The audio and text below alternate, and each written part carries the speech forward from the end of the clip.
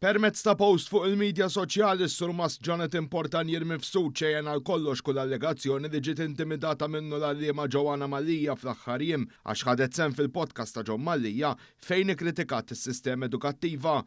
Portan jirmi f'sud spjega kif kull ma għamel u kien li bħala parti mill-proċedura staqsal l-għalliema żewġ mistoqsijiet li kellu dmiru d-dover li jagħmel bħala kap ta' skola. Jiġifieri kif ma talbitx permess kif jagħmel kulħadd biex tattendi għall programm u biex tagħti ismijiet tal-istudenti li skont dak li qalet mhumiex jattendu l-iskola ħabba dak li sejħed stress ta' eżamijiet bilan li dawn jiġu indirizzati għal ġid tagħhom. Minkejja dan is-sur Mas qal li ma baqgħet ma provdiklu l-ebda isem. Il-kap tal-iskola żied jgħid li għall-kontrarju ta' dak li ntqal inkluż mill-Partit Nazzjonalista li hu b'xi mod intimida lill-għalliema il-konverzazzjoni kienet waħda matura u edukata.